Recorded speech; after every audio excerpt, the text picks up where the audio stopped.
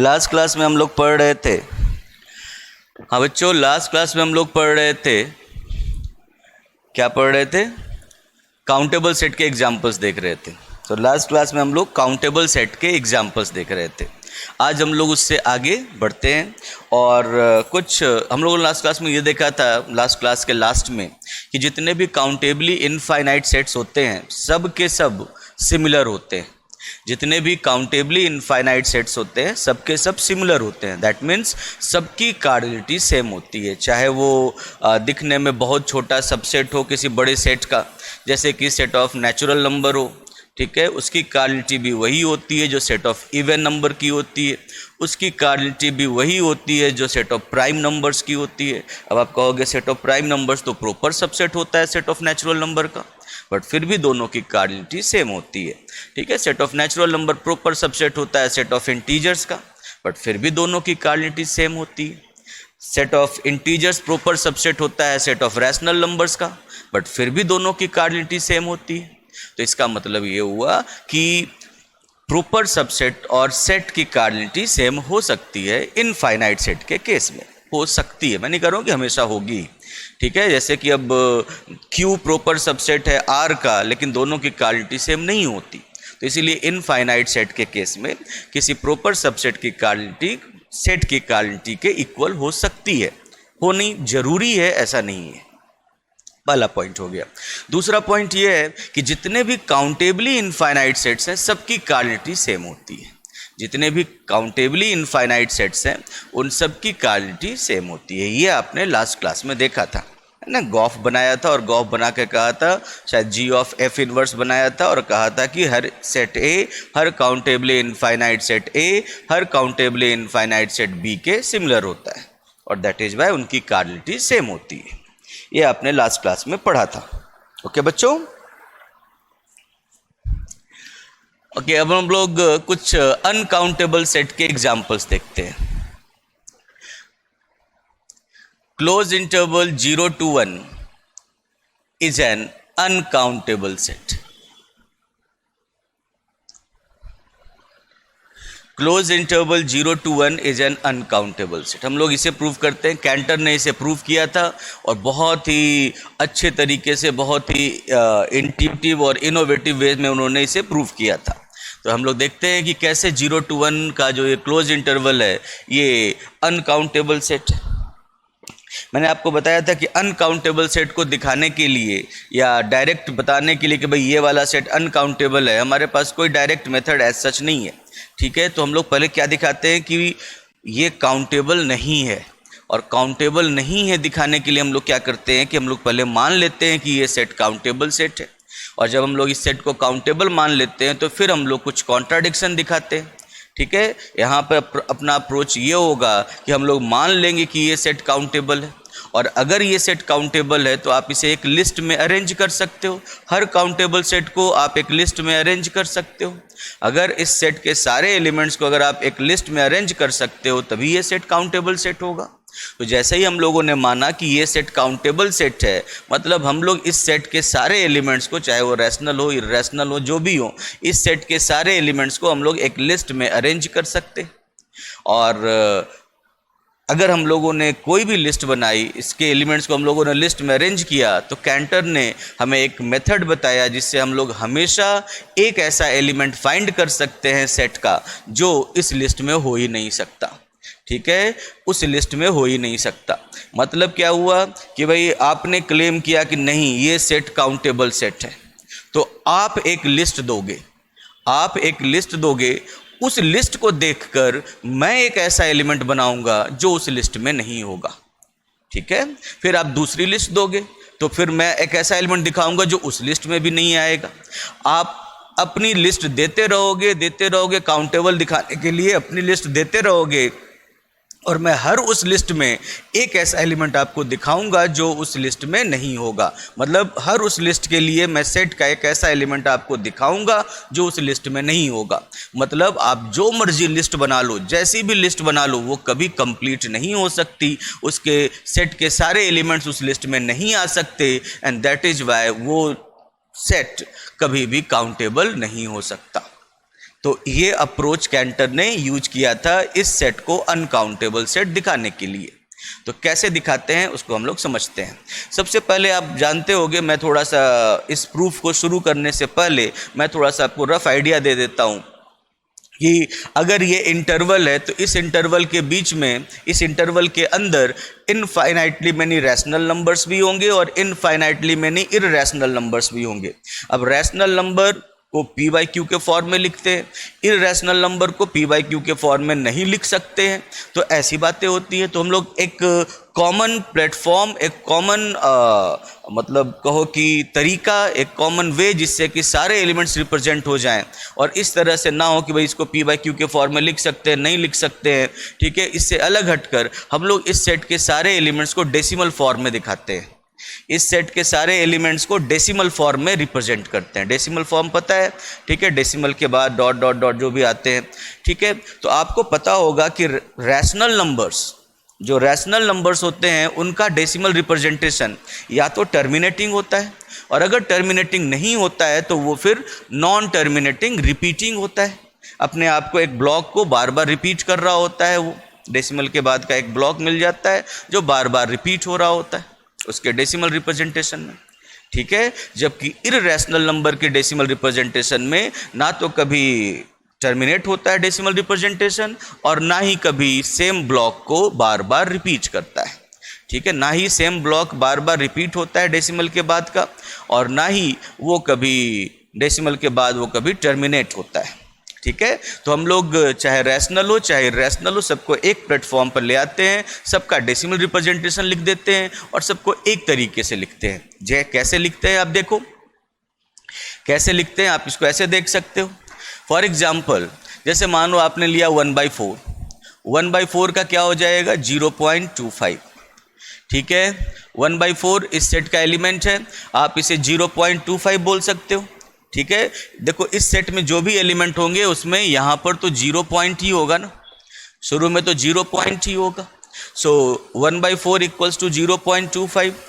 Then आपने 1/3 कर दिया तो 0.333333 डॉट डॉट डॉट, ठीक है। आपने 1/7 कर दिया तो 7 में क्या होता है 1 10 हो जाएगा ना, तो 1 फिर 3 रह जाएगा, 30 में 4, 20 में 2, तो 60 में 8, फिर 60 के बाद 56 हो जाएगा, फिर 40 में 5, फिर 5 रह जाएगा, 50 में अगेन 1, ठीक है। फिर 1 आ गया 10, फिर तो वही सारी चीज़ आ जाएगी 1 4 2 8 5, फिर 1 4 2 8 5, ऐसे ही चलता रह जाएगा।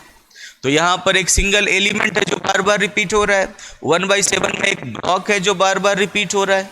तो इस तरीके से आप देख सकते हो कि ये रैशनल नंबर का डेसिमल रिप्रेजेंटेशन होता है। इररेशनल नंबर का डेसिमल रिप्रेजेंटेशन निकालने के लिए मान लो 1/√2 का डेसिमल रिप्रेजेंटेशन आप निकालना चाहते हो, तो ये तो 0.7071067811 ये कुछ इस टाइप का होता है। 0.7070710678111 67811 678118655। देखो इसमें कोई भी ब्लॉक आपको कभी नहीं मिलेगा जो रिपीट होगा और ना ही ये कभी टर्मिनेट होगा, तो ये चलता चला जाएगा। 1/√2 1/√2 का जो डेसिमल रिप्रेजेंटेशन होगा कुछ इस टाइप का होगा। आप समझ सकते हो, रैशनल नंबर हो चाहे इररेशनल नंबर हो, सबका डेसिमल रिप्रेजेंटेशन इसी फॉर्मेट में होता है। और अगर जैसे जो टर्मिनेट हो जाए तो उसके पीछे आप 0 0 0 अपेंड कर दो और डॉट डॉट डॉट लगा दो तो भी ये इनफाइनाइट हो जाएगा, ये चलता चला जाएगा। पीछे में आप जितने 0 अपेंड करना चाहो कर सकते हो, ठीक है। इसमें तो कुछ अपेंड करने की ज़रूरत ही नहीं है, बार बार चलता ही जा रहा है। इसमें भी कुछ अपेंड करने की ज़रूरत नहीं है और इसमें भी कुछ अपेंड करने की ज़रूरत नहीं है, और ऑलरेडी ये इन्फिनिटी तक जा रहा है, ठीक है। सो मैं ये कह सकता हूँ फिर कि इस सेट के हर एलिमेंट को आप इस फॉर्मेट में लिख सकते हो, ठीक है। इस सेट के हर एलिमेंट को आप इस फॉर्म में लिख सकते हो। एक और कन्फ्यूजन हो सकती है आपको, मैं वो भी बता देता हूँ आपको। 0 को आप लिख सकते हो 0.0000000 डॉट डॉट डॉट, वन को आप लिख सकते हो 0.99999999 डॉट डॉट डॉट। आप कहोगे कि वन तो 1.0000000 डॉट डॉट डॉट होता है, ये 0.99999 डॉट डॉट डॉट कैसे हुआ, ये तो वन के बराबर नहीं होता। नहीं, तो गलत सोच रहे हो। ठीक है, रैशनल नंबर के एक से ज़्यादा डेसिमल रिप्रेजेंटेशन हो सकते हैं। ठीक है, रैशनल नंबर्स के एक से ज़्यादा डेसिमल रिप्रेजेंटेशन हो सकते हैं। वन को आप 0.999999 भी लिख सकते हो, वन को आप 1.0000 भी लिख सकते हो। आप देख सकते हो क्योंकि 0.999999 dot dot dot is nothing but her digit का एक प्लेस वैल्यू होता है, हर डिजिट का एक प्लेस वैल्यू होता है। जैसे आप लिखते हो ना 234.56, तो इसको हम लोग कहते हैं यूनिट प्लेस, इसे हम लोग कहते हैं 10 प्लेस, इसे कहते हैं हम लोग 100 प्लेस। ठीक है, ये हो गया 1/10 प्लेस, 10th प्लेस, ये हो गया 1/100th प्लेस। ऐसे ही होता है ना। तो इसीलिए जो डेसिमल के बाद ही शुरू हो रहा है उसे आप कैसे लिखोगे, 9/10 plus 9/10 square plus 9/10 cube plus dot dot dot, इस तरीके से उसे एक्सप्रेस करोगे, है ना। इस प्लेस पर है तो 1/10 प्लेस है तो 9 × 1/10, 9 × 1/100, 9 × 1/1000, 9 × 1/10,000, 9 × 1/1 लाख, ऐसे ही चलता जाता है। आप देख सकते हो this is nothing but a geometric series जिसका फर्स्ट टर्म है 9/10 एंड कॉमन रेशियो है 1/10। So 9/10 upon 9/10 is equal to 1। आपने पढ़ा होगा कि भाई a plus a r square plus a r cube plus dot dot dot is equal to a upon 1 minus r provided mod of r is less than 1। Infinite geometric series का sum ऐसा होता है, a upon 1 minus are, पढ़ा होगा आप लोगों ने। ठीक है, बेसिक चीज़ है।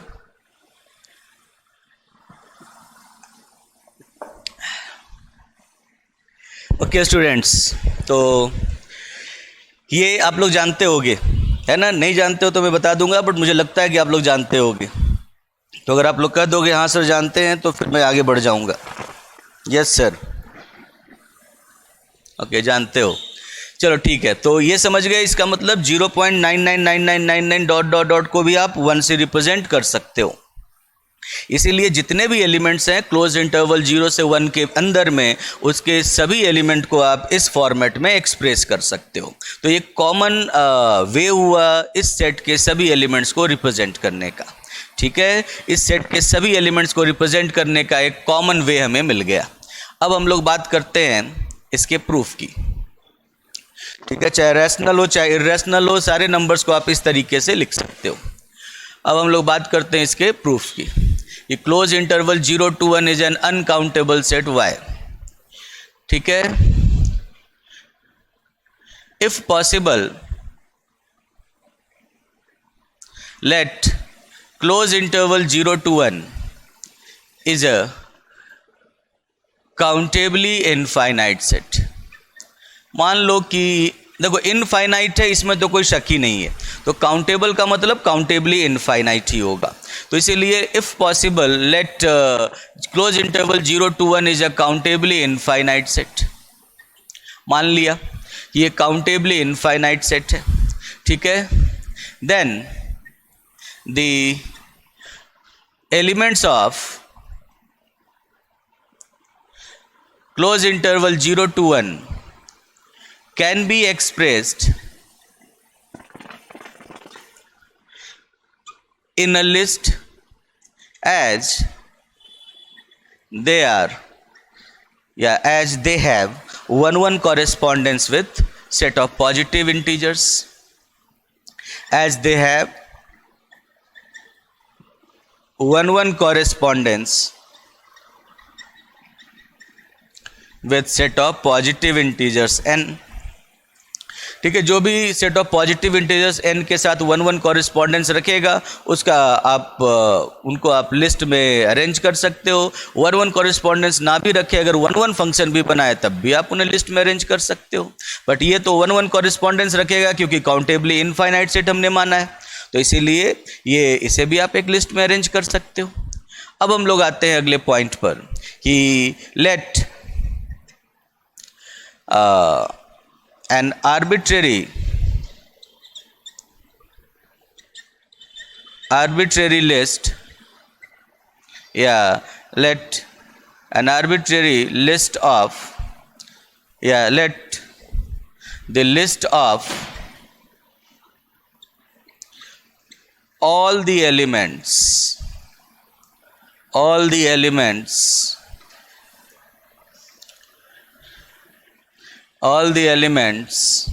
of close interval 0 to 1 is as follows।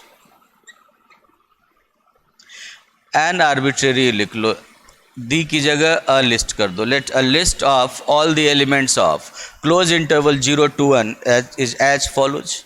कैसे?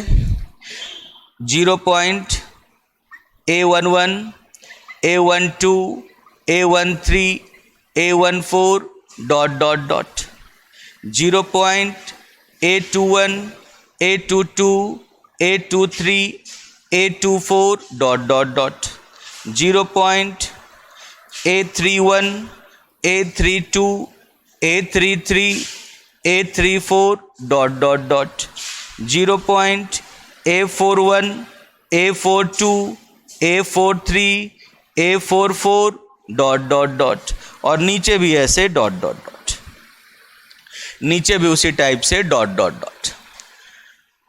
ठीक है बच्चों, इधर वाला पार्ट मिटा दूं मैं, इधर वाला पार्ट मिटा दूं, ये तो आपके समझाने के लिए था, आप लोग समझ ही गए होंगे शायद।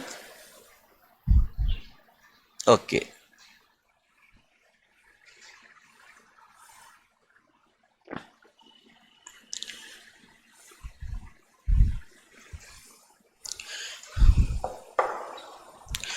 अब आप देखो कि भाई मान लिया मैंने ये लिस्ट है, अभी इस लिस्ट को देखते हुए मैं अपनी मर्जी से कोई एलिमेंट नहीं दूंगा कि जो इस लिस्ट में नहीं है, हर लिस्ट के लिए मैं एक एलिमेंट दूंगा। ठीक है, अब इस लिस्ट को देखते हुए मैं एक ऐसा एलिमेंट बनाऊंगा, मैं क्या बनाऊंगा, कैंटर ने बनाया था, तो कैंटर ने एक ऐसा एलिमेंट बनाया था, अभी मैं बनाऊंगा, ठीक है, जो इस लिस्ट में नहीं होगा। सेट का एक ऐसा एलिमेंट बनाऊंगा जो इस लिस्ट में नहीं होगा। समझ में आई बात? सेट का एक ऐसा एलिमेंट आपको दिखाऊंगा जो इस लिस्ट में नहीं होगा। तो अगर एक एलिमेंट सेट में ऐसा है जो इस लिस्ट में नहीं है, तो फिर ये लिस्ट कंप्लीट कैसे हुई? इसका मतलब ये कंप्लीट लिस्ट नहीं है, set of all, list of all the elements of 0 to 1 नहीं है। इसका मतलब ये हुआ कि भाई ये नहीं लिखा जा सकता है उसमें, क्योंकि आप जो भी लिस्ट दोगे, वही आपने सोचा कि चलो ये वाला एलिमेंट नहीं रहा तो ये वाला एलिमेंट डाल दो उसके अंदर और लिस्ट बना लो, कंप्लीट होगी लिस्ट। नहीं, आप जो मर्जी ये लिस्ट दे दो, उसको डालकर भी आप लिस्ट बना दो, आप जो मर्जी लिस्ट दे दो, ठीक है, एक एलिमेंट हमेशा मिल जाएगा जो उस लिस्ट में नहीं होगा। एक एलिमेंट सेट में हमेशा ऐसा मिल जाएगा जो उस लिस्ट में नहीं होगा। और ये कैंटर ने बताया था, जिसे कैंटर का डायगोनलाइजेशन प्रोसेस कहा जाता है।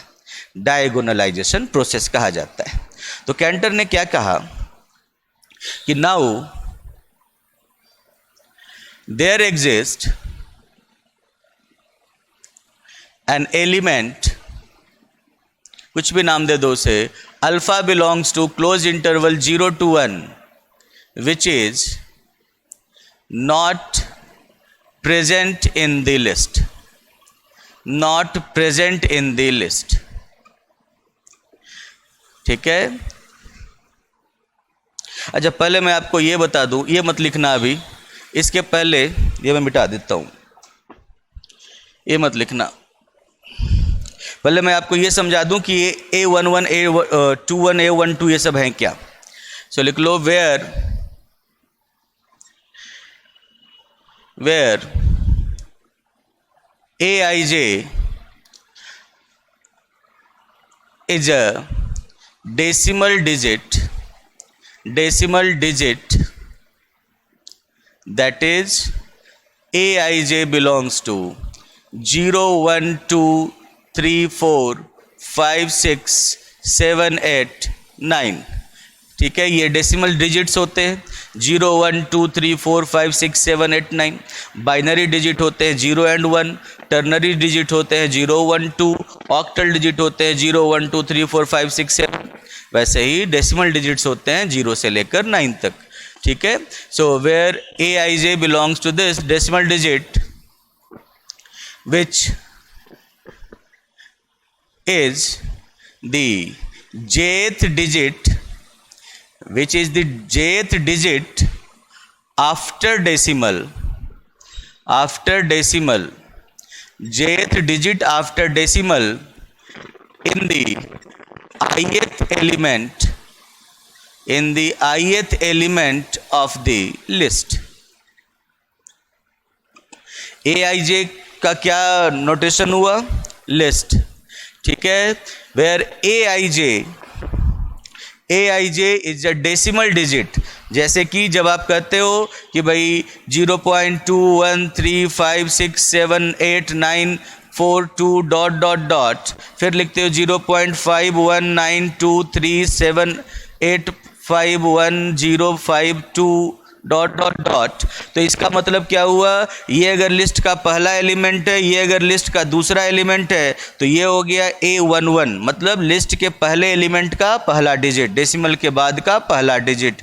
ये हो गया A11 equals to 2, A12 equals to 1, मतलब इस लिस्ट के पहले एलिमेंट में, ठीक है, डेसिमल के बाद का दूसरा डिजिट 1 है। ठीक है, उसके बाद ये 3 हो गया A13, मतलब पहले एलिमेंट में डेसिमल के बाद का, लिस्ट के पहले एलिमेंट में डेसिमल के बाद का तीसरा डिजिट A13 इक्वल्स टू 3 है, A14 इक्वल्स टू 4 है, A15 इक्वल्स टू 6 है। बात समझ में आ रही है? ये इस 5 को देखोगे तो ये 21 है, क्योंकि लिस्ट के दूसरे एलिमेंट में डेसिमल के बाद का पहला डिजिट है। जैसे आपने लिख दिया A78, इसका मतलब कि लिस्ट के 7th एलिमेंट में डेसिमल के बाद का 8th डिजिट है A78, चाहे वो जो भी वैल्यू रखता हो। ठीक है, तो A78, तो Aij का मतलब समझ में आया? Aij का मतलब है कि लिस्ट के ith एलिमेंट में डेसिमल के बाद का jth डिजिट।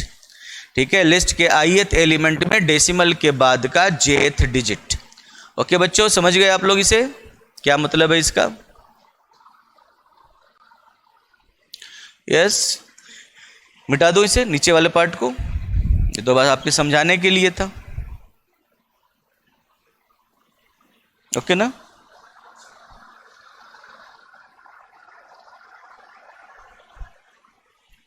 ओके, मिटा देता हूं इसे।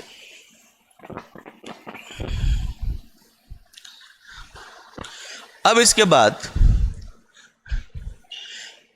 Now there exists an element alpha belongs to 0 to 1, which is not present in the list। अब हम लोग दिखाएंगे कि भाई ये लिस्ट तो चलो हम लोगों ने बना ली, बट इस सेट में अभी भी एक एलिमेंट आपको ऐसा मिल रहा है अल्फा, जो इस लिस्ट में नहीं है।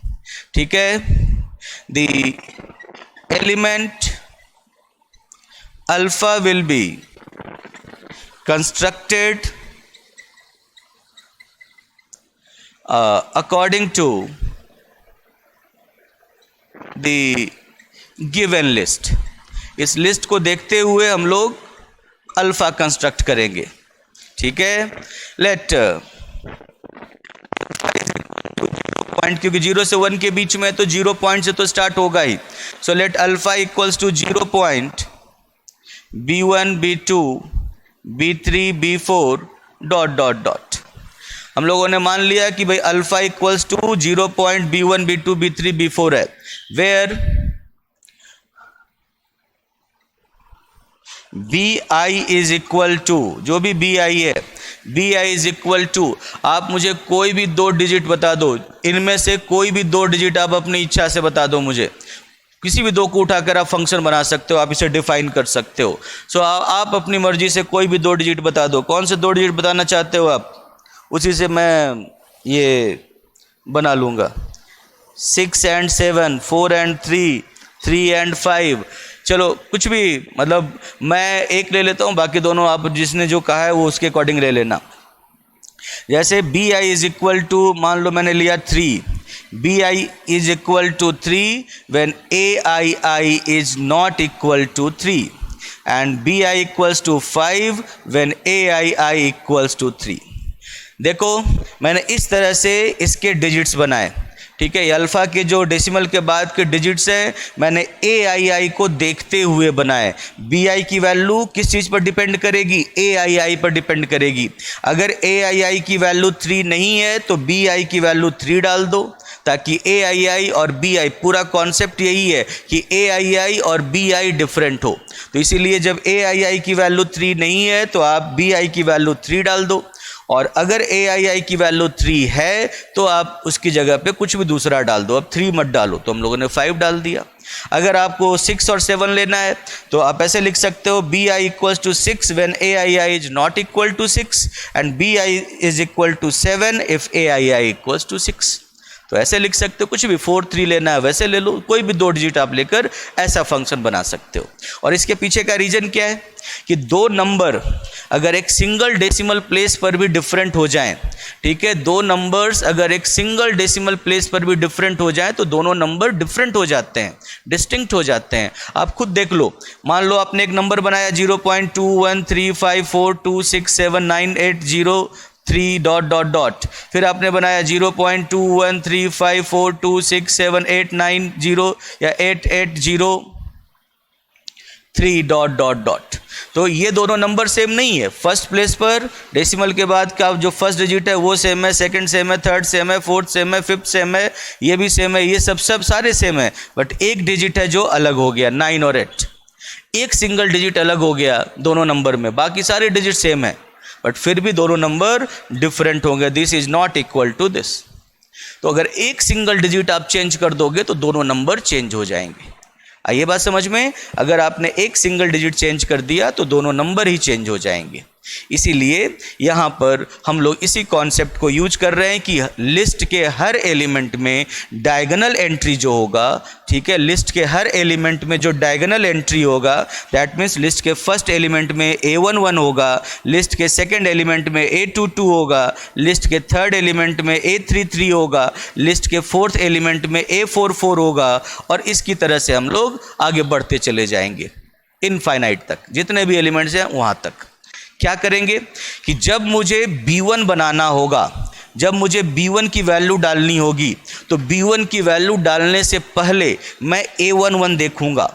अगर A11 की वैल्यू 3 है तो मैं B1 इक्वल्स टू 5 रख दूंगा, मैं ऐसे रख दूंगा अगर A11 इक्वल्स टू 3 है तो, ताकि इस एक फर्स्ट प्लेस पर A11 और B1 की वैल्यू अलग हो जाए, और एक सिंगल प्लेस पर भी 2 नंबर के, एक सिंगल डिजिट की वैल्यू भी 2 नंबर में अगर चेंज हो जाए तो दोनों नंबर डिफरेंट हो जाते हैं। इस कारण से जो अल्फ़ा बनने वाला है, ठीक है, इस फर्स्ट प्लेस पे चेंज होने के कारण इस लिस्ट के पहले एलिमेंट से डिफरेंट हो गया। बात समझ में आई आपके? कुछ नहीं करना है, A11 को देखा, A11 को देखकर मैंने B1 लिख दिया। अगर A11 इक्वल्स टू 3 है तो मैं B1 इक्वल्स टू 5 रख दूंगा, और अगर ताकि वो डिफरेंट हो जाए, और अगर A11 3 नहीं है तो फिर मैं आराम से B1 इक्वल्स टू 3 रख सकता हूं, क्योंकि A11 3 नहीं है। तो इस तरीके से मैं इस फर्स्ट प्लेस पर जो मेरा B1 होगा वो A11 से डिफरेंट होगा, और इस कारण से ये जो डिजिट, ये जो नंबर बनने वाला है अल्फ़ा, ये इस लिस्ट के पहले एलिमेंट से डिफरेंट हो जाएगा। ओके, उसके बाद जब मैं B2 की वैल्यू रखने जाऊंगा यहाँ पर कि मैं B2 क्या रखूं, तो फिर मैं सबसे पहले उसको रखने से पहले मैं A22 को सर्च करूंगा। अगर A22 की वैल्यू 3 है तो मैं B2 इक्वल्स टू 5 रख दूंगा, और अगर A22 की वैल्यू 3 नहीं है तो मैं B2 इक्वल्स टू 3 रख दूंगा, ताकि सेकंड प्लेस पर, डेसिमल के बाद के सेकंड प्लेस पर जो B2 है उसकी वैल्यू इस एक A22 से डिफरेंट हो जाए, और एक सिंगल प्लेस पर भी 2 नंबर की वैल्यू डिफरेंट हो जाए, तो ये नंबर अल्फ़ा इस लिस्ट के दूसरे नंबर से भी डिफरेंट हो गया। बात समझ में आई आपके? जब B2 के बाद जब मैं B3 पे पहुंचूंगा तो फिर मैं B3 की वैल्यू रखने से पहले मैं A33 को देखूंगा कि अगर A33 इक्वल्स टू 3 है तो मैं B3 इक्वल्स टू 5 रख दूंगा ताकि उनसे डिफरेंट हो जाए। और अगर A33 इक्वल्स टू 3 नहीं है, 3 को छोड़कर कुछ भी है, 0 है, 1 है, 2 है, 4 है, 5 है, 6 है, 7 है, 8 है, 9 है, मैं B3 इक्वल्स टू 3 रख दूंगा। बात समझ में आई? तो इसीलिए ये पर्पस क्या है कि B3 A33 से डिफरेंट हो जाए, और एक सिंगल डिजिट भी दोनों नंबर में डिफरेंट हो गया तो फिर दोनों नंबर डिफरेंट हो गए। इसका मतलब ये जो अल्फ़ा बनने वाला है अपने थर्ड प्लेस, डेसिमल के बाद के थर्ड प्लेस के कारण वो इस लिस्ट के थर्ड एलिमेंट से डिफरेंट हो गया। उसके बाद A44, जब B4 रखने जाऊंगा तो मैं A44 चेक करूंगा। अगर A44 की वैल्यू 3 है तो मैं B4 की वैल्यू 5 रखूंगा, और अगर A44 की वैल्यू 3 नहीं है तो मैं B4 की वैल्यू 3 रख दूंगा, और इस कारण से ये दोनों डिफरेंट हो जाएंगे। अगर B4 और A44 डिफरेंट है तो एक सिंगल डिजिट पर भी, एक सिंगल प्लेस पर भी दो नंबर की वैल्यूज डिफरेंट हैं तो फिर दोनों नंबर डिफरेंट हो जाएंगे, और इस तरीके से ये नंबर, ये एलिमेंट इस एलिमेंट से डिफरेंट हो जाएगा। आई बात समझ में आपके? और ये प्रोसेस चलता जाएगा इन्फिनिटी तक। तो इस तरह से जो आपको ये एलिमेंट मिलने वाला है वो इस लिस्ट के किसी भी, इस लिस्ट में है ही नहीं, ठीक है, इस लिस्ट के किसी भी एलिमेंट के इक्वल नहीं होगा, और इस लिस्ट में नहीं होगा इसका मतलब कि ये सेट का एलिमेंट है लेकिन लिस्ट में नहीं है, और इसीलिए लिस्ट कंप्लीट नहीं हो सकती। आप कहोगे कि मैं इस एलिमेंट को डाल दूंगा इसके अंदर, बट फिर भी लिस्ट कंप्लीट नहीं हो सकती, क्योंकि जैसे ही आपने इस एलिमेंट को डाला इसके अंदर तो फिर हम लोग एक ऐसा एलिमेंट बनाएंगे, फिर एक ऐसा, क्योंकि अब लिस्ट चेंज हो गई, फिर हम लोग उस लिस्ट को देखते हुए सेम मैनर में एक ऐसा एलिमेंट बनाएंगे जो इस लिस्ट में नहीं होगा। आप एलिमेंट डालते जाओ और फिर हम लोग नया एलिमेंट बनाते जाएं, ना आपका वो प्रोसेस खत्म हो और ना ही ये प्रोसेस खत्म हो। इसका मतलब आप चाहे जितनी मर्जी कोशिश कर लो, आप चाहे जितने मर्जी लिस्ट बना लो, उस लिस्ट को देखते हुए हमेशा एक एलिमेंट बनाया जा सकता है जो उस लिस्ट में नहीं होगा। बात समझ में आई आपके? उस लिस्ट को देखते हुए हमेशा एक एलिमेंट ऐसा बनाया जा सकता है जो उस लिस्ट में नहीं होगा, और इस कारण से आप कह सकते हो कि ये लिस्ट कभी कंप्लीट हो ही नहीं सकती। इस कारण से ये लिस्ट कभी कंप्लीट नहीं हो सकती, and that is why this set can never be a countable set. Okay बच्चों, तो मैं इधर वाला पार्ट मिटाकर जो मैंने आपको समझाया है वो थोड़ा लिख देता हूं, ठीक है। मैं, एक बच्चे ने 3 और 5 कहा था, मैंने उठाकर यहां रख दिया, और कोई रीजन नहीं है 3 और 5 लेने का कि यही लेना है, ठीक है। आप अगर bi इज इक्वल टू ऐसे डिफाइन कर लो कि भाई 2 when aii is not equal to 2 and 7 when aii is equal to 2, तो ये भी सही है। अब आपको देखना है कि भाई aii की वैल्यू, a11 की वैल्यू 2 नहीं है तो b1 इक्वल टू 2 रख दो ताकि डिफरेंट हो जाए, ठीक है। और अगर a11 की वैल्यू 2 है तो आप b1 इक्वल टू 7 रख दो ताकि डिफरेंट हो जाए, और सिंगल डिजिट पर वैल्यू डिफरेंट हो जाएगी, दोनों एलिमेंट डिफरेंट हो जाएंगे।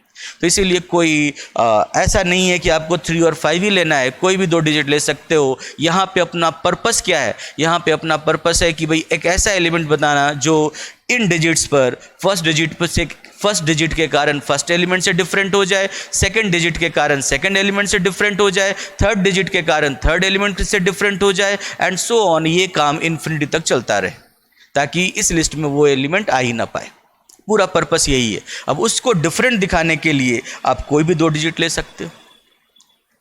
कॉन्सेप्ट समझ में आया आपके?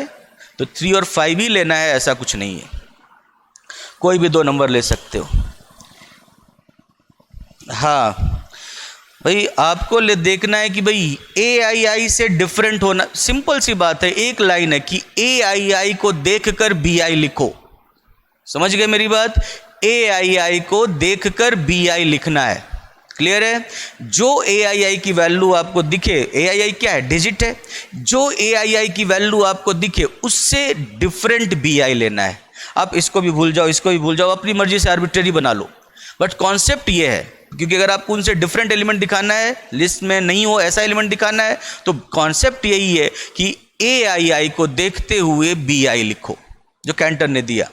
aii की जो भी वैल्यू दिखे, aii इक्वल्स टू 5 दिखे, ठीक है, a11 इक्वल्स टू 5 दिखे, आप वहां पर 5 छोड़कर b1 की जगह पर 5 छोड़कर कुछ भी लिख दो, बस 5 मत लिखो, जो A11 दिखे वो B1 मत लिखो, क्योंकि फिर हमें दिखाना है ना कि फर्स्ट प्लेस पर वो फर्स्ट लिस्ट के फर्स्ट एलिमेंट से डिफरेंट है, तो इसलिए जो A11 दिखे B1 उसके बराबर नहीं होना चाहिए। बस सिंपल सी बात है, आप इसको कॉम्प्लिकेट मत करो कि 3 क्यों लिया, 5 क्यों लिया, इक्वल होना चाहिए, इक्वल नहीं होना चाहिए, बिल्कुल कॉम्प्लिकेट मत करो, बिल्कुल सिंपल सा कॉन्सेप्ट है। ठीक है, जो A11 की वैल्यू होगी, आपको लिस्ट को देखकर एलिमेंट बनाना है, ताकि वो एलिमेंट लिस्ट में ना हो, तो लिस्ट को देखते हुए बनाओगे। जो A11 की वैल्यू होगी उससे डिफरेंट B1 की वैल्यू लिखो, सिंपल सी बात है। आपको 3 दिख रहा हो A11, आप 3 छोड़कर कुछ भी लिख दो। आपको A11 8 दिख रहा हो, B1 इक्वल्स टू 8 छोड़कर कुछ भी लिख दो अपनी मर्जी से। जब B2 लिखने जाओ तो A22 देखो, जो A22 दिख रहा है उससे अलग डिजिट B2 रख दो, बस और कुछ नहीं करना है। जो A33 दिख रहा है उससे डिफरेंट डिजिट B3 रख दो, ऐसे ही रखते चले जाओ। ठीक है, तो यहां पे हम लोगों ने एक फॉर्मूला बना दिया, वहां पे आप अपनी मर्जी से हर बार चेंज कर रहे हो, कोई फर्क नहीं पड़ता। वो भी जो एक एलिमेंट होगा वो इस लिस्ट में नहीं होगा। यहां पर भी वही बात है, अपना पूरा कॉन्सेप्ट यहां पर यह है कि BI हमेशा AII से डिफरेंट होना चाहिए, एक लाइन। ठीक है, बॉटम लाइन इसका यही है कि BI should be different from AII for every I equals to 1 to infinity and so on, जितने भी जाते रहे। पॉइंट समझ में आया आपके? ठीक है, अब 3, 5, 6, 7, 4, 2 में कंफ्यूज मत हो।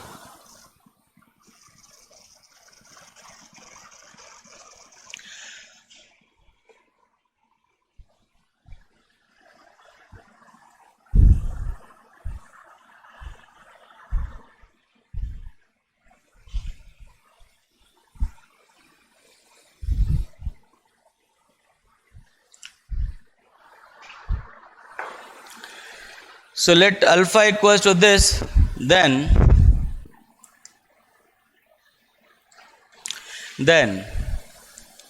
alpha belongs to 0 to 1, but alpha is different from every element of the list. Since this list is arbitrary,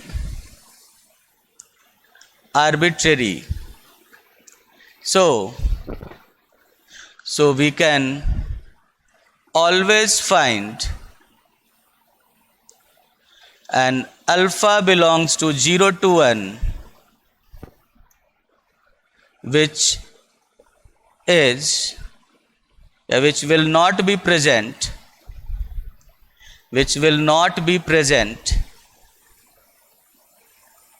in any list, ठीक है, of elements of 0 to 1, which will not be present in any list of elements of 0 to 1. Hence close interval 0 to 1 cannot be expressed in a list,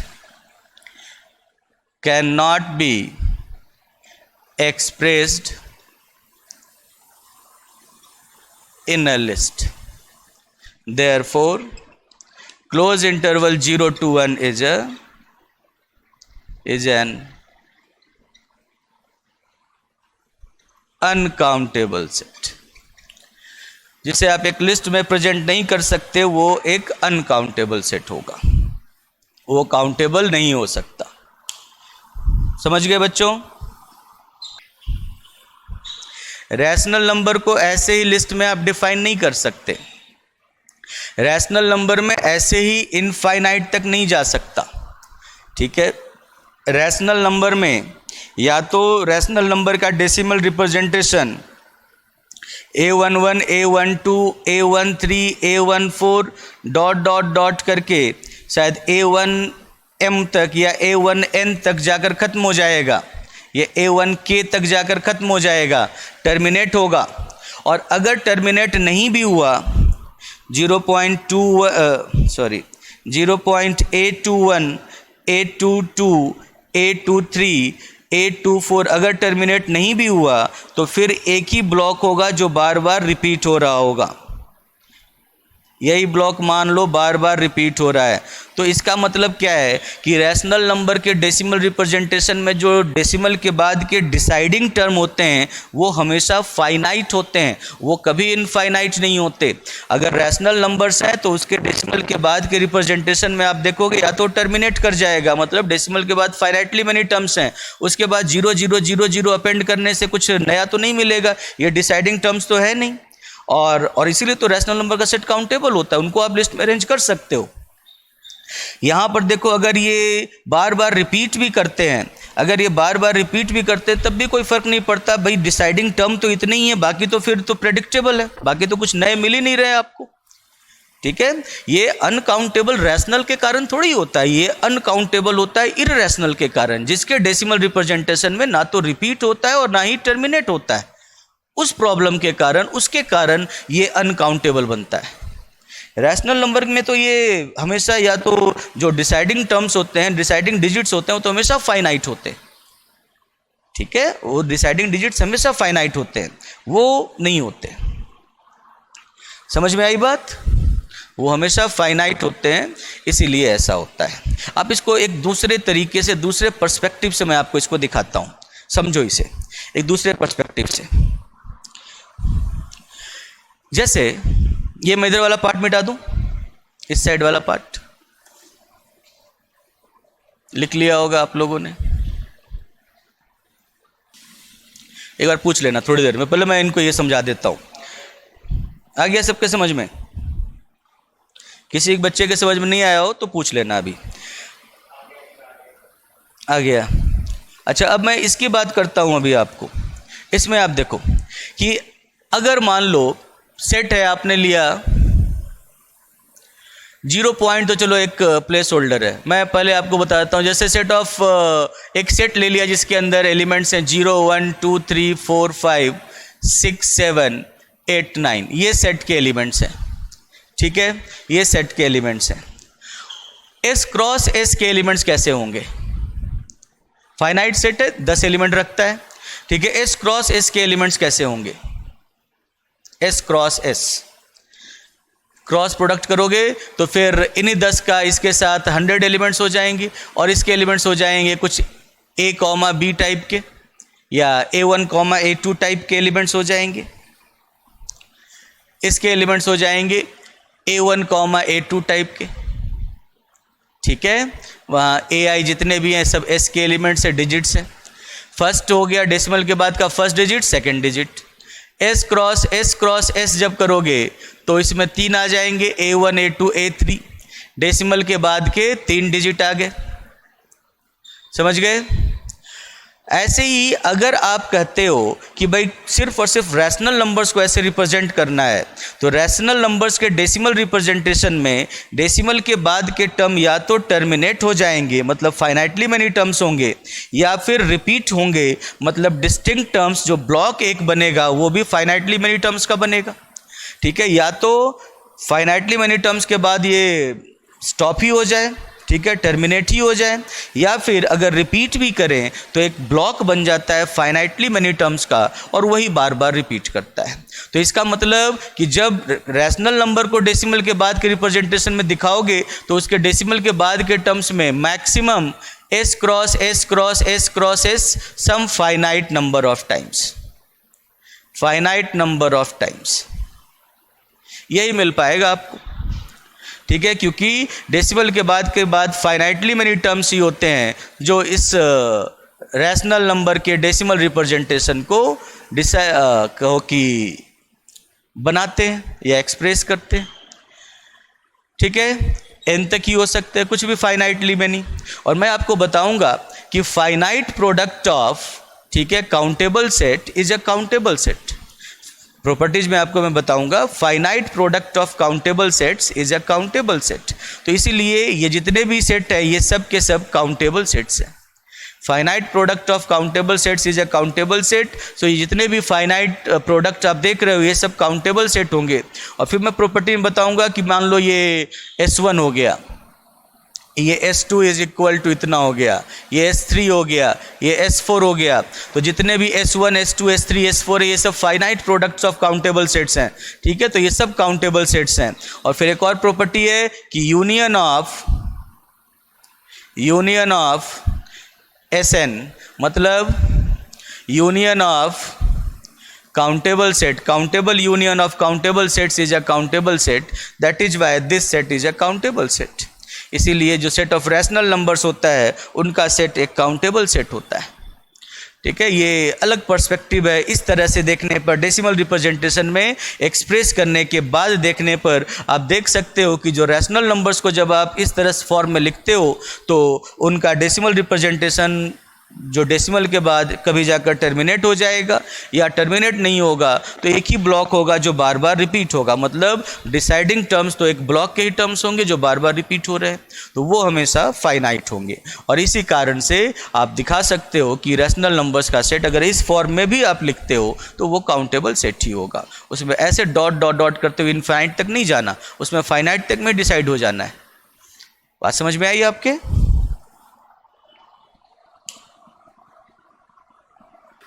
अगर देखो मैं आपको वैसे समझाता हूँ, ये पूरा कॉन्सेप्ट क्या है। पूरा कॉन्सेप्ट ये है कि आपके पास एक सेट दिया हुआ है, उस सेट को अनकाउंटेबल दिखाना है, तो आपको कॉन्ट्राडिक्शन से काम करना है। तो आप क्या करोगे कि आप मान लोगे कि सेट काउंटेबल है। जो भी सेट काउंटेबल होता है उसका सेट ऑफ नेचुरल नंबर के साथ 1-1 कॉरेस्पॉन्डेंस होता है। 1-1 कॉरेस्पॉन्डेंस नहीं, जो भी सेट काउंटेबली इनफाइनाइट होता है उसका सेट ऑफ नेचुरल नंबर के साथ 1-1 कॉरेस्पॉन्डेंस होता है। काउंटेबल में तो 1-1 फंक्शन बनता है सेट से n पर। तो जो भी सेट काउंटेबली इनफाइनाइट होता है उसका सेट ऑफ नेचुरल नंबर के साथ 1-1 कॉरेस्पॉन्डेंस होता है। 1-1 कॉरेस्पॉन्डेंस का मतलब इस सेट के हर एलिमेंट के लिए एक नेचुरल नंबर। इसका मतलब आप इस सेट के एलिमेंट को एक सिंगल लिस्ट में दिखा सकते हो। तो जो भी काउंटेबली इनफाइनाइट सेट या जो भी काउंटेबल सेट होते हैं उन सबको आप एक लिस्ट में दिखा सकते हो। तो अगर आपने माना है कि ये सेट काउंटेबल है तो आप इसे एक लिस्ट में दिखा सकते हो। तो इसको लिस्ट में दिखाने के लिए हमने इसके सारे एलिमेंट्स को एक बार इन्यूमरेट करना होगा और इनके सारे एलिमेंट्स को सेम लेवल पे लाने के लिए हम लोगों ने सबका डेसिमल रिप्रेजेंटेशन कर दिया। सबका डेसिमल रिप्रेजेंटेशन करके यहाँ पर हम लोगों ने एक लिस्ट बना ली थी, ठीक है। 0.A11 A12 A13 dot dot dot 0.21 A21 A22 A23 dot dot dot ऐसे करके एक लिस्ट बना ली थी। उसके बाद उस लिस्ट को देखते हुए हम लोगों ने ये क्लेम किया कि भाई सेट में एक ऐसा एलिमेंट होगा, क्लोज इंटरवल 0 to 1 में कम से कम एक ऐसा एलिमेंट होगा जो इस लिस्ट में तो है ही नहीं। और वो एलिमेंट कैसे बनेगा? इस लिस्ट को देखते हुए, ठीक है। इस लिस्ट को देखते हुए हम लोग एक एलिमेंट बनाएंगे। कैसे बनाएंगे? तो आपको पता होगा कि दो एलिमेंट डिफरेंट होते हैं अगर डेसिमल के एक बाद के या कहीं पर भी एक सिंगल प्लेस पर भी दोनों में डिफरेंस आ जाए, दो नंबर में डिफरेंस आ जाए तो दोनों नंबर डिफरेंट हो जाते हैं। जैसे 123 और 133 दोनों डिफरेंट नंबर है, मानते हो, ठीक है। 100 प्लेस पे दोनों में 1 है, यूनिट प्लेस पे दोनों में 3 है, बट एक सिंगल प्लेस 10th प्लेस पे एक में 2 है एक में 3 है तो दोनों नंबर डिफरेंट हो गए। वैसे ही होता है। तो हमें जो बनाना है एक नंबर, उस नंबर को ऐसे बनाना है कि जो भी आप लिस्ट बनाओ उस लिस्ट को देखते हुए ऐसा नंबर बनाना है जो उस लिस्ट में ना हो। अब जैसे एक बच्चे ने पूछा था कि सर आप इसे एक लिस्ट में एक लिस्ट बनाकर दिखा दो, तो वो ठीक है, वो लिस्ट पूरी नहीं बन सकती, 4-5 एलिमेंट बना सकता हूँ मैं। तो मैंने 4-5 एलिमेंट बना दिए। भाई कोई भी एलिमेंट आप ले लो, सब इसमें लिस्ट में होंगे। 2 3 5 1 4 6 7 2 9 0 dot dot dot 0.8 83 81 23 41 42 69 03 dot dot dot 0.24 37 89 103254 dot dot dot. अब ऐसे करके हम लोगों ने सारे एलिमेंट्स की एक लिस्ट बना ली। बट फिर भी इस लिस्ट को देखते हुए कैंटर ने एक ऐसा एलिमेंट बताया जो इस सेट में हो ही नहीं सकता। उसके लिए उन्होंने क्या किया कि इस लिस्ट के पहले एलिमेंट का पहला डिजिट लिया। तो पहला डिजिट क्या है? यहाँ पे 2 है। तो आप यहाँ पर उस नंबर के पहले डिजिट में 2 को छोड़कर कुछ भी लिख दो। आप 2 की जगह पर आपने यहाँ पर 3 लिख दिया। तो अब 0.3, अब डेसिमल के बाद 0.0, लेकिन यहाँ पे 2 है, यहाँ पर 3 है। जैसे ही डिफरेंट आया वैसे ही अब यह नंबर फर्स्ट नंबर से डिफरेंट हो गया। ऐसा होता है ना, जैसे ही एक डिजिट भी डिफरेंट हो जाए तो ये नंबर अल्फ़ा इस लिस्ट के पहले एलिमेंट से डिफरेंट हो गया। फिर दूसरे एलिमेंट से डिफरेंट बनाने के लिए इसका 822 देखा, यहाँ पर 3 है 822, तो हम लोगों ने B2 को 3 छोड़कर कुछ भी रख देना है। मान लो मैंने 8 रख दिया, अब यहाँ पर 3 है, मैंने यहाँ पर 8 रख दिया उसकी जगह पर, तो 3 और 8 डिफरेंट हो गए। तो ये नंबर इस नंबर से सेकंड प्लेस पर डिफरेंट है, और भी प्लेस पर डिफरेंट हो सकता है मुझे नहीं पता, बट सेकंड प्लेस पर डिफरेंट है, तो इसीलिए ये डिफरेंट हो गया अल्फ़ा इस लिस्ट के दूसरे एलिमेंट से। थर्ड एलिमेंट से डिफरेंट दिखाने के लिए थर्ड प्लेस उठाएंगे, इसके थर्ड एलिमेंट के थर्ड प्लेस पे 3 है, मैं यहाँ पे 3 छोड़कर कुछ भी रख सकता हूँ, मैंने 5 रख दिया। अब थर्ड प्लेस पर ये जो डिजिट रखा इससे अल्फ़ा इस तीसरे एलिमेंट से डिफरेंट हो गया। यही प्रोसेस हम लोग इन्फिनिटी तक करते चले जाएंगे। जब फोर्थ एलिमेंट से डिफरेंट रखना होगा, फोर्थ प्लेस पर क्या रखें, तो जो यहाँ पर फोर्थ एलिमेंट होगा उसका A44 देख लो, उसका फोर्थ डिजिट देख लो डेसिमल के बाद का, जो आपको दिखे उससे डिफरेंट यहाँ रख दो। इस तरह से ये जो एलिमेंट मिलेगा वो इस लिस्ट के सभी एलिमेंट से डिफरेंट होगा, और इसी कारण से ये लिस्ट कभी कंप्लीट हो ही नहीं सकती, क्योंकि ये आपने आर्बिट्रेरी लिस्ट बनाई है। आप जो भी लिस्ट बनाकर दोगे उससे उस लिस्ट से अलग सेट का एक एलिमेंट दिखाया जा सकता है। इसीलिए ठीक है, कोई भी ऐसी लिस्ट नहीं बन सकती जो क्लोज इंटरवल 0 to 1 के सभी एलिमेंट्स को दिखा सके। इसका मतलब ये हुआ कि क्लोज इंटरवल 0 to 1 काउंटेबल नहीं हो सकता, और इसीलिए वो अनकाउंटेबल सेट है। ओके स्टूडेंट्स, तो अब हम लोग आते हैं सेकंड पॉइंट पे।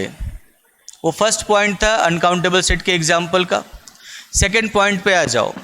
सेकंड पॉइंट में आप देख सकते हो कि close interval A to B where A is less than B, where A is less than B is an uncountable set. Close interval A to B where A is less than B is an uncountable set. ये जो set होता है ये एक uncountable set होता है। क्यों होता है ये सेट अनकाउंटेबल? तो देखो, let f be a function from close interval 0 to 1 to close interval A to B. Close interval 0 to 1 से close interval A to B पर आपने एक फंक्शन ड्रॉ कर दिया। ठीक है, फंक्शन कैसा बनाया? Such that f of x is equal to a plus b minus a into x. f of x equals to a plus b minus a into x. तो आप क्लियरली देख सकते हो कि इसका रेंज और कोडोमेन सेम ही है। ठीक है, मैं आपको दिखा भी देता हूँ कैसे होगा। सबसे पहले तो आप ये देखो कि भाई जो आपने फंक्शन बनाया वो वेल डिफाइंड है। ठीक है, ऐसे ही कुछ भी फंक्शन नहीं है, ये वेल डिफाइंड है। वेल डिफाइंड फंक्शन कैसे होता है कि भाई फंक्शन का डेफिनेशन बिल्कुल सही डिफाइंड है। फंक्शन बनाएगा, कोई नॉर्मल रिलेशन नहीं बना रहा, फंक्शन ही बना रहा है। इसके लिए आपको दिखाना होगा कि for every x, y belongs to domain, for every x, y belongs to domain, x is equal to y implies fx is equal to fy दिखा दो। ठीक है, x is equal to y implies fx is equal to fy अगर आप दिखा देते हो तो इसका मतलब ये फंक्शन है, ये फंक्शन वेल डिफाइंड है। तो कैसे दिखाओगे? Let x is equal to y, तो इसका मतलब क्या हो जाएगा? x is equal to y हो गया, तो इसका मतलब b minus a into X is equal to b minus a into Y हो जाएगा। किसी भी कांस्टेंट से दोनों साइड मल्टीप्लाई कर दो, कोई फर्क नहीं पड़ता, एंड फिर आप दोनों साइड किसी कांस्टेंट को ऐड कर दो तब भी कोई फर्क नहीं पड़ता। And this implies fx is equal to fy, so always x is equal to y implies fx equals to fy। ये वेल डिफाइंड वाली बात हो गई। वेल डिफाइंड के बाद हम लोग आ जाएं, भाई मैं दिखाना चाहता हूँ कि बाइजेक्टिव फंक्शन है, 1 ऑन टू फंक्शन है, 1 कॉरेस्पॉन्डेंस है, तो 1 दिखाऊंगा। 1 कैसे दिखाते हैं हम लोग फंक्शन को? For every x, y belongs to domain, ठीक है, let fx is equal to fy। इस बार हम लोग मान लेते हैं कि भाई fx is equal to fy, या लेट की जगह if fx is equal to fy, तो इसका मतलब क्या हो जाएगा? a plus B minus A into X is equal to a plus B minus A into Y. A plus B minus A into X is equal to A plus B minus A into Y, ऐसे हो जाएगा। And A और A will be cancelled out, B minus A B minus A, b minus a into x equals to b minus a into y, and this implies x equals to y. So if fx equals to fy, then x equals to y. आई बात समझ में आपके बच्चों? If fx equals to fy, then x equals to y. और ये 1 1 function के लिए होता है, तो इसीलिए फंक्शन आपका 1 1 भी है। अब आ जाओ onto function. Onto कैसे दिखाते हैं? For every y belongs to close interval A to B, Y किसका एलिमेंट है? Close interval A to B का। मैंने ऑन टू दिखाने का क्या प्रोसीजर बताया था? कोडोमेन का कोई भी एक एलिमेंट ले लो और फिर आप f x is equal to y को सॉल्व कर दो। F x is equal to y को सॉल्व करोगे तो a plus B minus A into x equals to y को सॉल्व करोगे तो एक्स इज इक्वल टू क्या हो जाएगा? ए उधर जाकर माइनस हो जाएगा और बी माइनस ए डिवाइड हो जाएगा। ठीक है, तो y minus a upon b minus a. So for every y belongs to a to b, there exists x is equal to y minus a upon b minus a belongs to 0 to 1, such that fx is equal to f of y minus a upon b minus a, which is equal to a plus b minus a into y minus a upon b minus a is equal to y. So her y के लिए आपको domain में x मिलेगा जहाँ पर fx is equal to y होगा। और आप इस चीज़ को ऐसे भी देख सकते हो, कि y belongs to A to B. y कहाँ से कहाँ लिया है? a से b के बीच में, तो इसका मतलब y minus a belongs to 0 to b minus a, and y minus a upon b minus a, क्योंकि b a से बड़ा है तो b माइनस ए पॉजिटिव होगा। पॉजिटिव नंबर से मल्टीप्लाई करने पर इनइक्वलिटी का साइन चेंज नहीं होता, तो इस कारण से y minus a upon b minus A lies between 0 and 1। इसका मतलब जो आप x ले रहे हो वो अगर y a और b के बीच में है तो ये जो x है y minus a upon B minus ए, ये 0 और 1 के बीच में ही होगा, इसी डोमेन का एलिमेंट होगा। इसी कारण से therefore f is a bijective function. f एक बाइजेक्टिव फंक्शन हो गया। तो इस तरह से आपने इन दोनों सेट के बीच में क्लोज इंटरवल 0 to 1 और close interval a to b के बीच में एक 1 1 कॉरेस्पॉन्डेंस, एक बाइजेक्टिव फंक्शन बनाकर दिखा दिया। और अगर दो सेट के बीच में बाइजेक्टिव फंक्शन 1 1 कॉरेस्पॉन्डेंस एग्जिस्ट करे तो इसका मतलब होता है दोनों सेट सिमिलर होते हैं, दोनों की कार्डिनलिटीज सेम होती। इसीलिए अगर ये अनकाउंटेबल है तो ये भी अनकाउंटेबल होगा, इनफैक्ट दोनों की कार्डिनलिटीज सेम होगी। ओके बच्चों, दोनों की कार्डिनलिटी सेम होगी। लिख लो आप लोग इसे।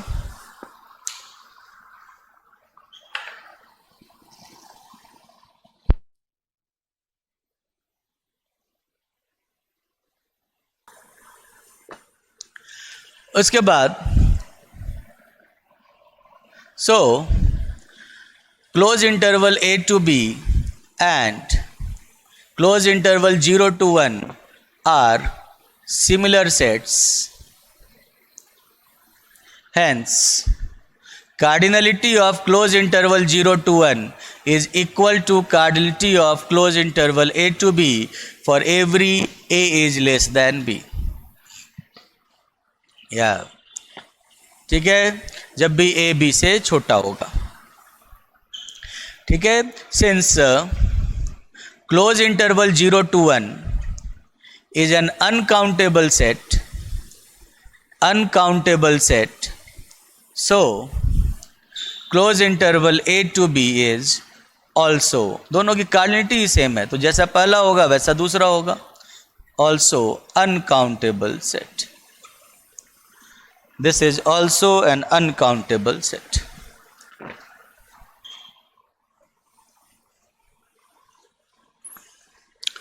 लिख लो। अगर फर्स्ट अनकाउंटेबल है तो दूसरा भी अनकाउंटेबल होगा। तीसरा point, for every A less than B, close interval A to B, open interval a to b, closed a to open b, and open a to closed b are similar sets. ये सारे के सारे sets similar हैं, hence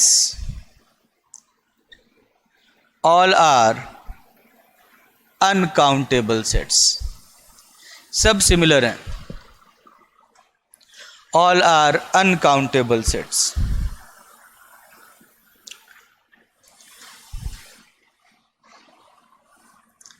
okay बच्चों, all are uncountable sets.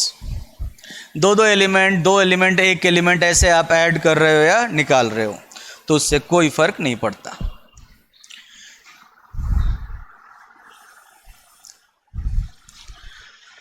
Fourth point is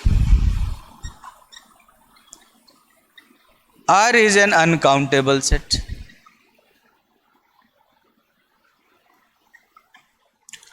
R is an uncountable set. और R की cardinality भी वही होती है जो इनकी कार्डिनलिटीज होती है। कैसे? Since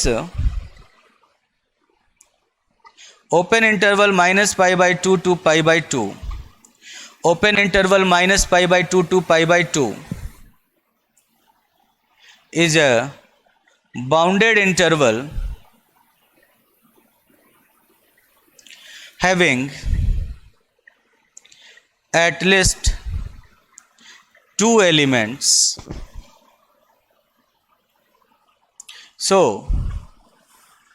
ये इस फॉर्म में होगा, a is less than b है, ठीक है, या ऐसे, या इसको मत लिखो, ऐसे मत लिखो, ऐसे लिख लो कि since open interval minus pi by 2 to pi by 2 is an uncountable set as minus pi by 2 A is less than B pi by 2। Minus pi by 2 से छोटा होता है तो ये एक अनकाउंटेबल सेट है। सो let f be a function from minus pi by 2 to pi by 2 to r such that fx is equal to 10x. Open interval minus pi by 2 से pi by 2 such that fx equals to 10x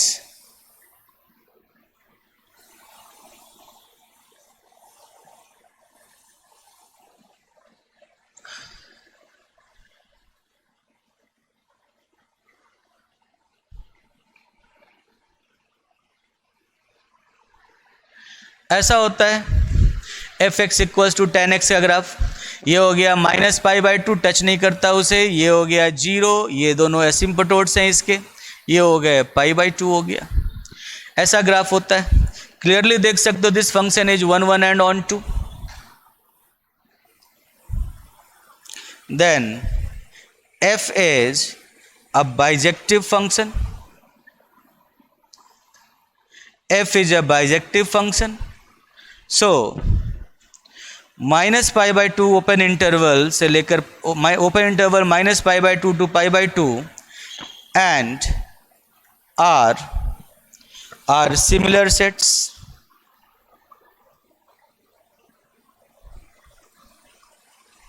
Therefore cardinality of open interval minus pi by 2 to pi by 2 is same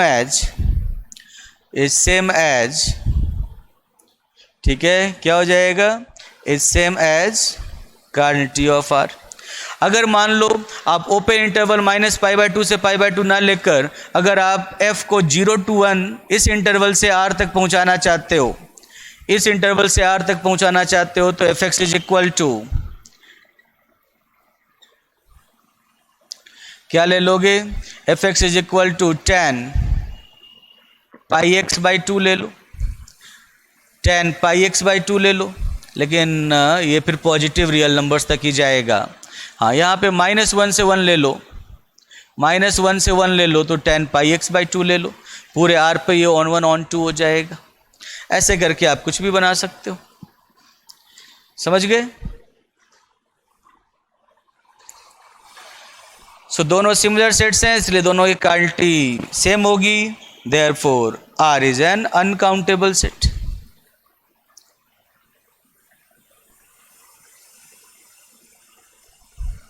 तो आप देख सकते हो ये सब जितने भी सेट्स हैं सबकी क्वालिटी सेम है, जितने भी मतलब R, कोई भी ओपन इंटरवल, कोई भी क्लोज इंटरवल जिसके पास कम से कम 2 एलिमेंट होता हो। ठीक है, एक बच्चे ने पूछा कि sir close interval 0 to 1 and open interval 0 to 1 are similar. ठीक है, इसके लिए आप कोई फंक्शन बना सकते हो क्या? तो इनको दिखाने के लिए आप एक फंक्शन बना लो। Let f is a function from 0 to 1, ठीक है, से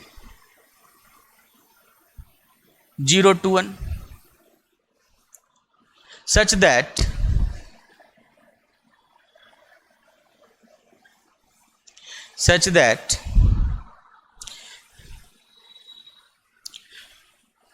fx is equal to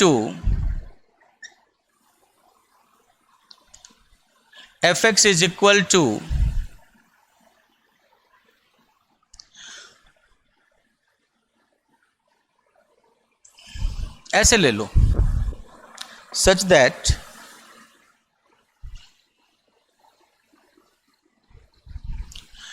one by two, 1/3, 1/4, 1/5, 1/6, ये जो इसमें 1/n टाइप के एलिमेंट्स होंगे, 1/n तो 1/1 तो होगा नहीं इसके अंदर। 1/1 क्यों नहीं होगा इसके अंदर? 1/1 इसलिए नहीं होगा इसके अंदर क्योंकि 1/1 1 होता है, डोमेन में नहीं है।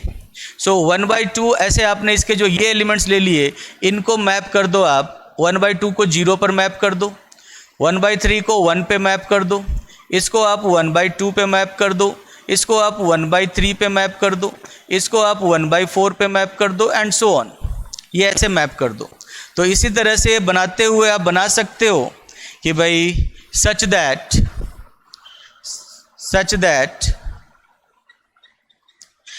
fx is equal to 1/n-2 for every n greater than equal to x is equal to, where x is equal to 1/n for every n greater than equal to 3 या 3 से बड़े n के लिए आपको 1/n-2 मिला। ठीक है, 0 ले लो when x is equal to 1/2, 1/2 का इमेज 0 ले लो and this is equal to x। ठीक है, अदरवाइज इनके अलावा जितने भी पॉइंट्स हैं उन पर आइडेंटिटी फंक्शन। तो देखो जो इनके अलावा हैं, इन पॉइंट्स के अलावा हैं, ठीक है, ये जो 1/n टाइप के जो पॉइंट्स हैं, ठीक है, 1/n टाइप के जो पॉइंट्स हैं ओपन इंटरवल 0 to 1 में, ठीक है, n greater than equal to 2, ठीक है, 1/n टाइप के जो पॉइंट्स हैं उनके लिए अलग से डिफाइन कर लिया और बाकियों के लिए आइडेंटिटी फंक्शन रखा। तो जो आइडेंटिटी फंक्शन होते हैं वो तो बाइजेक्टिव होते हैं, मतलब 1/1 कॉरेस्पॉन्डेंस है बाकी पॉइंट्स पर, और जो पॉइंट्स 1/n फॉर्म में देखो वहाँ पर भी 1/1 कॉरेस्पॉन्डेंस है ना। 1/2 का इमेज 0, डिस्टिंक्ट एलिमेंट्स के डिस्टिंक्ट इमेजेस मिल रहे हैं। बाकी जितने पॉइंट्स हैं उन सभी पॉइंट्स पर देखो बाकी सारे x रेंज के एलिमेंट्स होंगे। दूसरी तरफ आप देख सकते हो 0 और 1 भी अब रेंज का एलिमेंट हो गया, और 1/2, 1/3, 1/4 ये सारे एलिमेंट्स जो बाकी रह गए हैं इसमें वो सब तो हैं ही रेंज के एलिमेंट्स। इसका मतलब कि इसका रेंज हो जाएगा close interval 0 to 1। Then f is a bijective function, f is a bijective function, hence open interval 0 to 1 is similar to close interval 0 to 1। और कुछ नहीं किया मैंने, बस रेंज में 2 एलिमेंट एक्स्ट्रा एलिमेंट ऐड कर दिए। जो ये एलिमेंट्स थे उन्हीं एलिमेंट्स को मैंने थोड़ा सा 2 स्टेप शिफ्ट करके लिख दिया और कुछ नहीं किया है। 2 एलिमेंट जितने भी ये 1/n टाइप के एलिमेंट्स थे इनको 2 स्टेप शिफ्ट करके आगे लिख दिया। ये भी चलते चले जाएंगे, ये भी चलते चले जाएंगे, ये ना कभी ये खत्म होने वाले हैं ना कभी ये खत्म होने वाले हैं। तो यहाँ पर तो 1-1 कॉरेस्पॉन्डेंस आप देख ही रहे हो। जो इनके अलावा है वहाँ पर तो f(x = x) है, बाइजेक्टिव फंक्शन, आइडेंटिटी फंक्शन है। यहाँ पर तो 1-1 कॉरेस्पॉन्डेंस है, यहाँ पर भी 1-1 कॉरेस्पॉन्डेंस है। और ये 2 पॉइंट आपने लिए, इनके इमेजेस को आपने इंट्रोड्यूस कर दिया 0 और 1, मतलब 2 पॉइंट एक्स्ट्रा आपने डाल दिया। वही बात है, समुद्र में जाकर आपने 2 बाल्टी पानी और डाल दी, ठीक है, 0 और 1, रेंज में 2 एलिमेंट और बढ़ गए। अब ये बाइजेक्टिव फंक्शन है, तो इस तरह से आप दिखा सकते हो।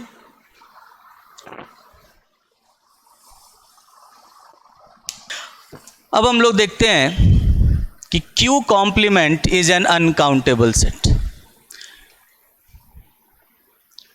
Q complement is an uncountable set.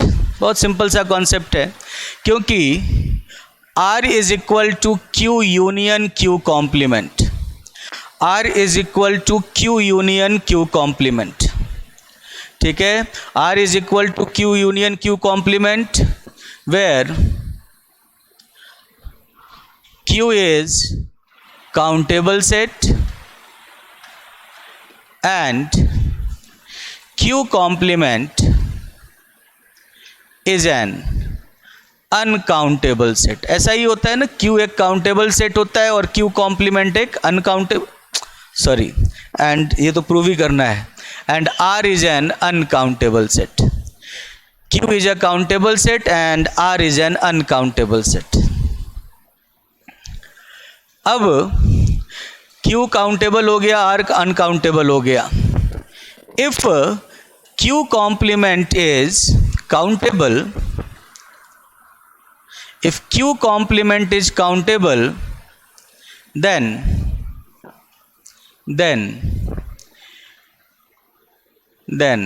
Q union Q complement should be countable, as union of 2 countable sets is a countable set। Union of 2 countable sets is a countable set, but Q union Q complement equals to R is uncountable set।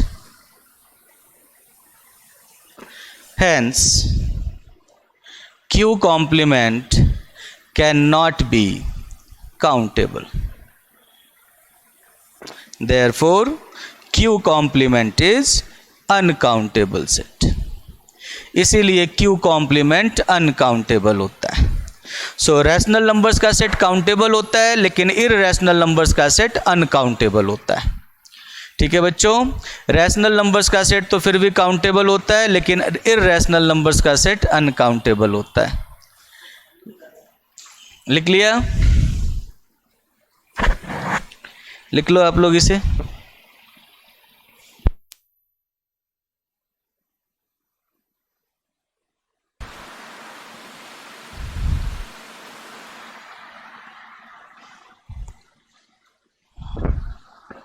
Done, very good.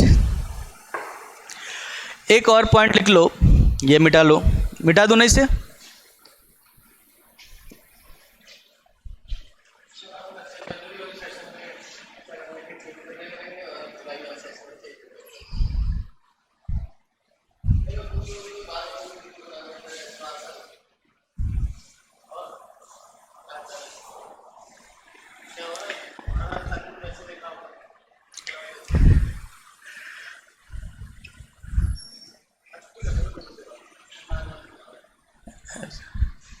The set of all binary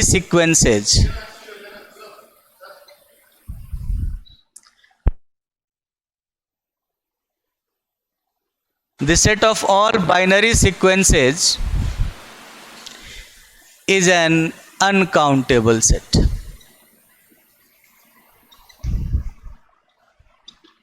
the set of all binary sequences is an uncountable set. ये जो binary sequences का जो set होता है ये एक uncountable set होता है। बाइनरी सीक्वेंसेज का मतलब क्या है?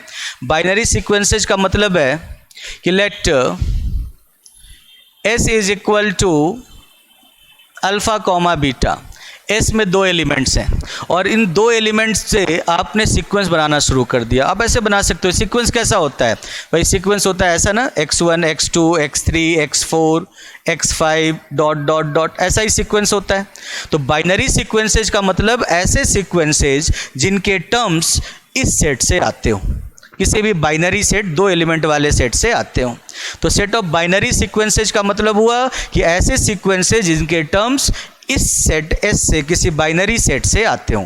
जैसे कि एक बाइनरी सीक्वेंस बना देता हूँ, alpha beta alpha alpha alpha beta beta alpha beta beta beta alpha dot dot dot. ये एक बाइनरी सीक्वेंस है। बाइनरी सीक्वेंस का मतलब ऐसा सीक्वेंस जिसके एलिमेंट्स किसी बाइनरी सेट से आते हों, दो एलिमेंट वाले सेट से आते हों।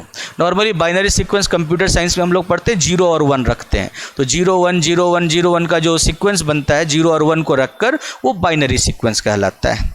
बट आप उसे जनरलाइज करके कोई भी दो एलिमेंट रख सकते हो, अल्फा और बीटा। तो स्टेटमेंट कहता है कि सेट ऑफ बाइनरी सीक्वेंसेज, मतलब एक सीक्वेंस में कितने एलिमेंट्स होंगे वो तो काउंटेबली इनफाइनाइट होते हैं।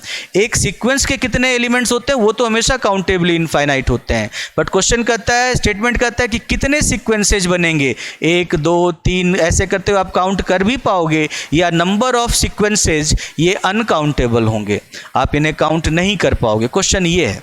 तो स्टेटमेंट कहता है the set of all binary sequences is an uncountable set, आप उन्हें काउंट नहीं कर सकते। और सेम प्रूफ है जो आपने वहां पर देखा था, ठीक है, 0 to 1 वाले में देखा था। Let S is equal to alpha comma beta. If possible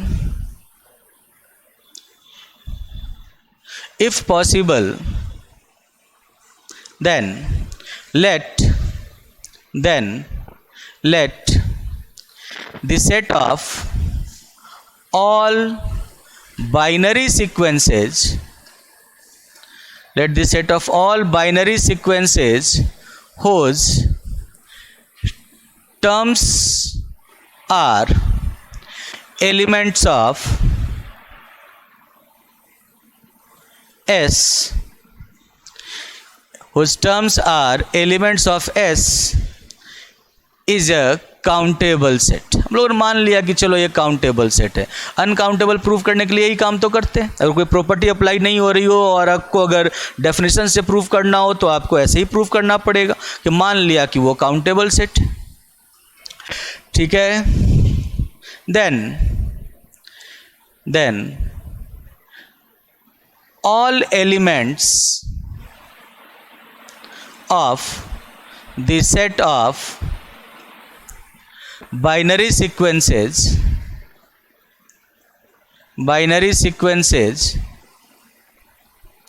एक नाम दे देता हूँ, बार बार इतना बड़ा क्यों लिखूं, से बी कैन बी अरेंज्ड या can be expressed in a list as, कोई भी in a list, let a list of all elements of B is as follows, ठीक है। हम लोगों ने उनके एलिमेंट्स की एक लिस्ट बना ली। सेम देखो, कोई एक सिंगल लाइन भी डिफरेंट नहीं होगा क्लोज इंटरवल 0 to 1 वाले प्रूफ से। एग्जैक्टली सेम प्रूफ है, कुछ चेंज है ही नहीं इसमें।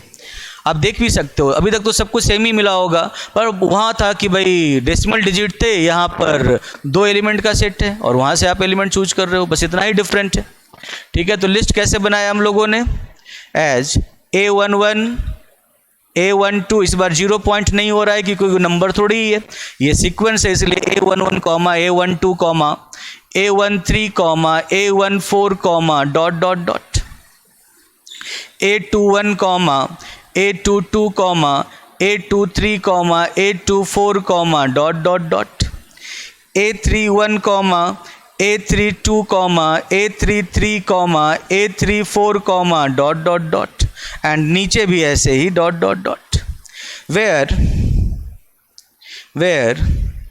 Aij belongs to S। ये जितने भी एलिमेंट्स हैं, टर्म्स हैं, ठीक है, वो किसके एलिमेंट्स होंगे? या तो अल्फ़ा वैल्यू रखेंगे या बीटा वैल्यू रखेंगे। जितने भी Aij हैं वो S के एलिमेंट्स होंगे, ठीक है, for every I comma J, ठीक है। Aij is the jth term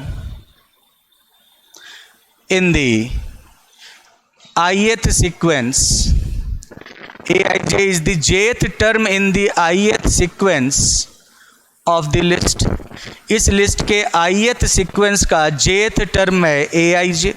बिल्कुल सेम प्रूफ है। अगर आप एक बार घर पे बैठ कर रिवाइज भी करो तो देखो ये कुछ चेंज है ही नहीं, ठीक है। Now we can show a sequence, क्या नाम दे दूं? an दे देता हूँ। a sequence an belongs to B, a sequence an belongs to B which is, या a तो पहले ही यूज कर रहा हूँ यहाँ पर, क्या नाम दे दूं? x तो कहीं यूज नहीं किया है ना। sequence xn belongs to B which is different from every sequence of the list। इस लिस्ट के हर सीक्वेंस से डिफरेंट होगा। और कैसे?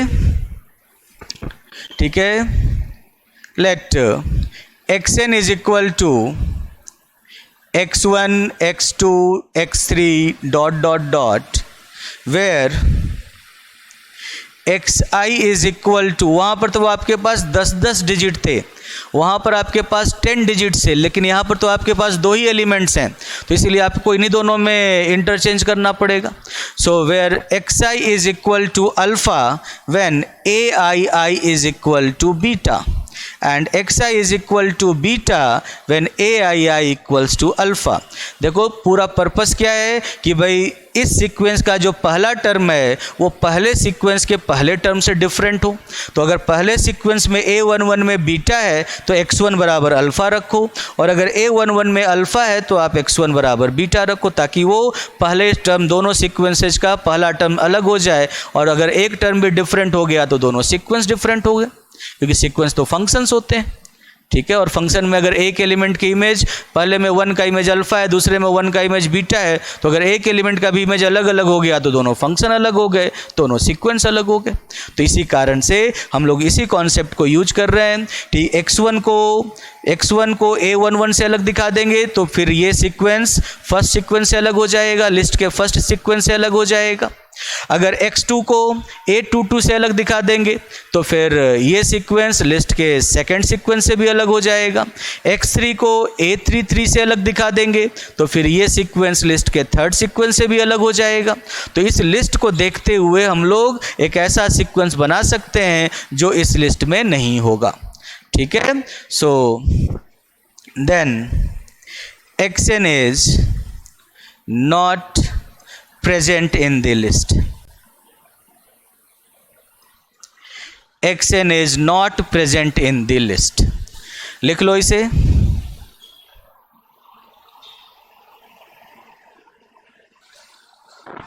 अब लिख लो, then xn is not present in the list since this list is arbitrary, so there always exists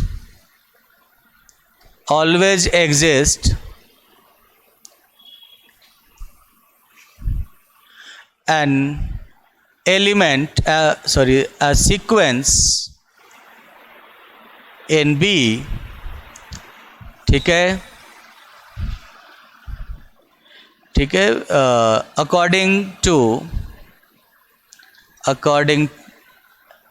to the list, according to the list which is not present in the list. So any list, so every element of every sequence of B cannot be expressed in a list. So every sequence of B cannot be expressed in a list. Hence, B is uncountable. So अगर दो element भी आ जाएं तो ये uncountable हो जाएगा. ठीक है, अगर इसके अंदर दो एलिमेंट भी आ जाएं तो ये अनकाउंटेबल हो जाएगा. समझ गए. और एक पॉइंट है वो जो मैंने पीछे बताया था, लिखवाया नहीं, ये लिख लो कि एनी इंटरवल